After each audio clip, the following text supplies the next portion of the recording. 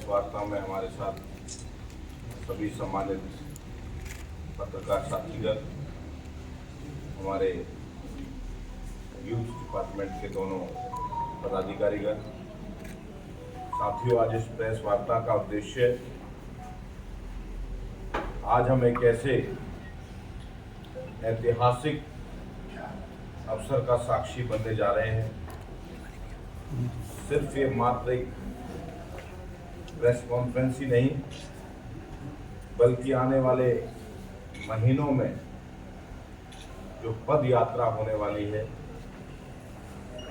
सरदार वल्लभ भाई पटेल जी की 150वीं जयंती, हर क्षेत्र में यूनिटी मार्च की शुरुआत की जाएगी और उस पुरुषार्थ को हर युवा, हर वो व्यक्ति नमन करेगा। उस व्यक्ति एक ऐसी महान विभूति को नमन करेगा जिसने बिखरे हुए पूरे भारत को एक सूत्र में परोकर अखंड भारत का स्वरूप दिया था। ऐसे लौह पुरुष सरदार वल्लभ भाई पटेल जी के जो व्यक्तित्व था और उनकी असली शक्ति केवल लौह दृढ़ इच्छा शक्ति ही नहीं थी, बल्कि एक अड़ग विश्वास था कि भारत एक है, भारत अखंड है और भारत सदा सर्वदा अखंड रहेगा।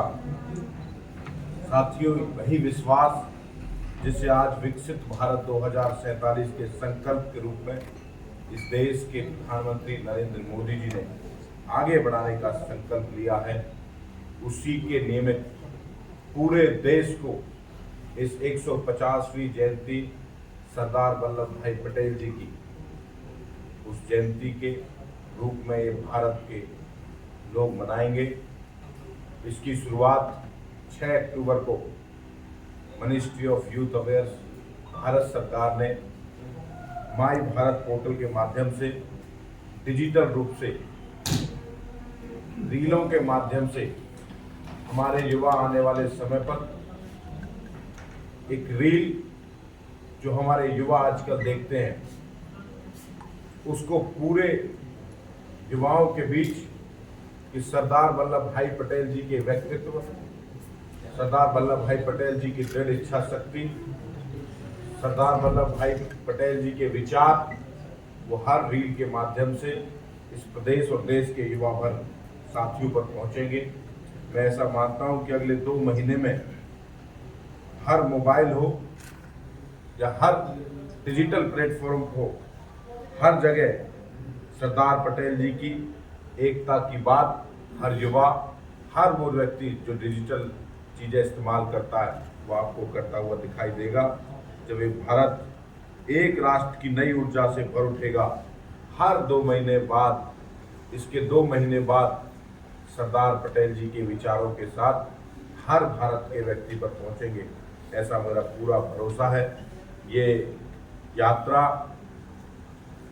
इस अभियान की शुरुआत 31 अक्टूबर से 25 नवंबर तक हर जिला स्तर पर, हर लोकसभा में 3 दिवसीय पद यात्रा होगी। 8 से 10 किलोमीटर की ये पद यात्रा होगी और उस पद यात्रा में अलग अलग प्रकार की गतिविधियां, अलग अलग प्रकार के कार्यक्रम, चाहे वो स्कूल कॉलेजों में सरदार पटेल जी के जीवन पर वाद विवाद हो, प्रतियोगिता हो, निबंध हो, या सरदार पटेल जी के जीवन पर जुड़ी हुई संगोष्ठियों का आयोजन हो, या नशा मुक्त भारत की प्रतिज्ञा युवाओं को दिलवाई जाएगी। सरदार पटेल जी की इस जो 150वीं जयंती के उपलक्ष्य में जो पद यात्रा निकलेगी, स्वदेशी मेले लगेंगे, जहां पर गर्व से लोग कहेंगे कि हम स्वदेशी हैं और स्वदेशी अपनाएंगे। जगह जगह पर योग और चिकित्सा के शिविर लगेंगे।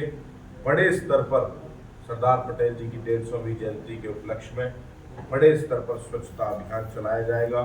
एक जो इस देश के यशस्वी प्रधानमंत्री श्री नरेंद्र मोदी जी ने एक हमारे आने वाली पीढ़ी के लिए कि हमारा आने वाली पीढ़ी पर्यावरण शुद्ध रखे, पर्यावरण अच्छी सांस ले सके, उसके लिए एक पेड़ माँ के नाम पर्यावरण संरक्षण अभियान चलाया हुआ है। इस प्रकार की गतिविधियां सरदार पटेल जी को के बारे में नुक्कड़ नाटकों के माध्यम से भी ये यूथ डिपार्टमेंट उनके जीवन पर आधारित कुछ फिल्में, कुछ जानकारियां जरूर इस आने वाली पीढ़ी को, युवाओं को देगा। आने वाले समय पर विकसित भारत बनाने का जो संकल्प, एक विजन मोदी सरकार ने की जो जन कल्याणकारी योजना है, उन पर भी हम प्रदर्शनी लगाकर आने वाली पीढ़ी को, युवाओं को एक जानकारी देंगे।